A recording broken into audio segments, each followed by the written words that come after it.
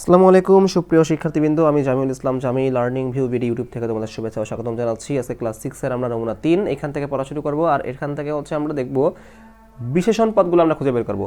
বিশেষণ বলতে কি বোঝায় বলতো? সর্বনাম এবং বিশেষ্য এর অবস্থা, দোষ, গুণ, সংখ্যা, পরিমাণ ইত্যাদি বোঝায়, তাই না? এটা নিয়ে আমি এখন বিস্তারিত বলবো না, কারণ আমি গত লেকচারগুলোতে যখন বিশেষণ নিয়ে এক ফার্স্ট আলোচনা করছিলাম তখন কিন্তু আমি তোমাদের বিশেষণ নিয়ে বিস্তারিত বলে দিয়েছিলাম। তোমরা প্লে লিস্টে যাও, সিরিয়াল ওয়াইজ ভিডিওগুলো দেখো, তাহলে ক্লিয়ার হয়ে যাবে। তো এখন আমরা এগুলো খুঁজে বের করবো যে এখানে কে কে বিশেষণ রয়েছে এই যে তালিকায় বা একটা নমুনায়, নমুনা 3-এ। তো চলো আমরা শুরু করি। নীল সাদা, এই যে নীল সাদা স্কুল জামা পরে কয়েকটি মেয়ে স্কুল থেকে ফিরছিল।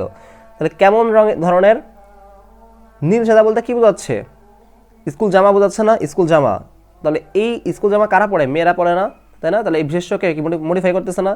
নীল সাদা এটা কি হবে?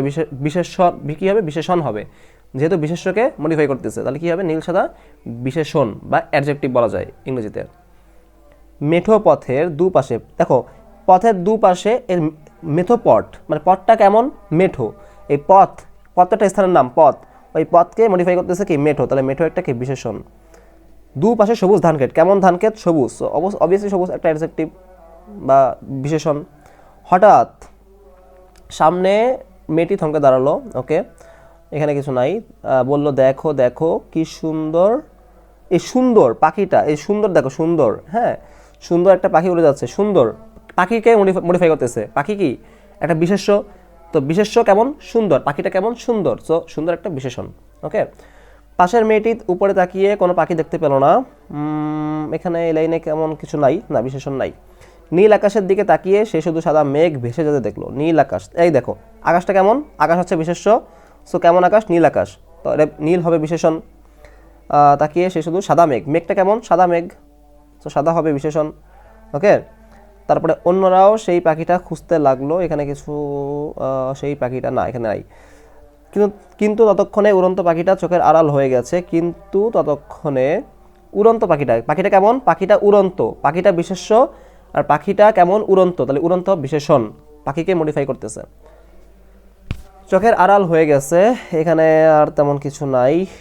ধান ক্ষেত পার হতে হতে একটি বড় পুকুর, এই দেখো কেমন পুকুর? একটা বড় পুকুর। সো বড় কি হবে? একটা বিশেষণ হবে, বড় পুকুর। পুকুরকে মডিফাই করতেছে। সেখানকার পানি টলটলে, টলটলে, টলটলে একটা বিশেষণ। পানি কেমন? টলটলে। পুকুরের ধারে একটি বড় আম গাছ, বড় আম গাছ, কেমন আম গাছ? বড় আম গাছ। তো বড় বিশেষণ হবে। সেই আম গাছের দিকে তাকিয়ে একটি মেয়ে বলল, এখানে তেমন কিছু নাই। আমার মনে হচ্ছে এবার অনেক আম ধরবে। এবার অনেক আম ধরবে।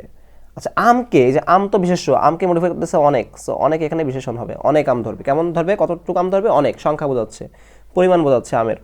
সবাই তাকিয়ে দেখলো আম গাছে প্রচুর মুকুল এসেছে। আচ্ছা এই দেখো প্রচুর মুকুল এসেছে না? এই যে প্রচুর, এই যে প্রচুর, মুকুল কত? প্রচুর, অনেক। তো পরিমাণ বোঝাচ্ছে এখানে। প্রচুর কি হবে? তাহলে বিশেষণ হবে। সাদা মুকুলে, তাই না? তাহলে কেমন মুকুল? সাদা মুকুল। সাদা কি হবে এখানে? বিশেষণ হবে। আম গাছের সবুজ পাতা ঢাকা পড়েছে, কেমন পাতা? সবুজ পাতা। পাতা তো বিশেষ্য, সবুজ কি হবে? সবুজ পাতা, সবুজ হবে বিশেষণ, ওকে। গাছের নিচে একজন বয়স্ক লোক, কেমন লোক? বয়স্ক লোক। সো বয়স্ক বিশেষণ হবে। পুরানো চেয়ারে বসেছিলেন, কেমন চেয়ার? পুরানো চেয়ার। তাহলে পুরানো হবে বিশেষণ। তার বয়স কম বেশি 70 হবে, তার বয়স কম বেশি 70। এই দেখো কম বেশি দ্বারা বোঝাচ্ছে হলো তার বয়সের পরিমাণটা, বয়সের সংখ্যা, তাই না? কম বেশি মানে কি? 70 বছর, 70 একটু কম বেশি হবে, মানে সংখ্যা বোঝাচ্ছে। এই কম বেশি দ্বারা কাকে বোঝাতেছে? বলতে তার, মানে ওই যে বয়স্ক লোক। সো বিশেষ্যকে এখানে সর্বনামকে, তার মানে এখানে ওই লোকটা, লোকের পরিবর্তে নাম বসছে কি? তার, তাই না? তো এখানে তার কি সর্বনাম? সর্বনামকে মডিফাই করতেছে কম বেশি। সো কম বেশি হবে কি এখানে বলো তো? বিশেষণ। তিনি ওদের কথা শুনে বলেন, ও ঠিকই বলেছে যে বছর ধান ভালো হয়। এই যে ভালো, ধান কেমন হবে? ভালো হবে। সো বিশেষণ এটা। সে বছর আমের ফলনও ভালো হয়, এই যে ভালো, এটা বিশেষণ, ওকে। তাহলে আমরা অনেকগুলো বিশেষণ পাইলাম এখানে। দেখো এক নজরে দেখি।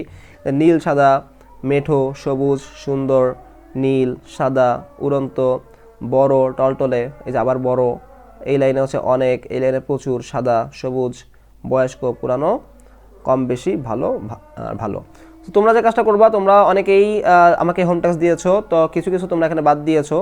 সো এই বাদগুলোতে তোমরা যে কম বেশি লেখো অনেকে, ঠিক আছে? তো এই বাদগুলো তোমরা যে কাজটা করবা সেটা হচ্ছে আবার আজকে তোমরা হোম টাস্ক দিবা।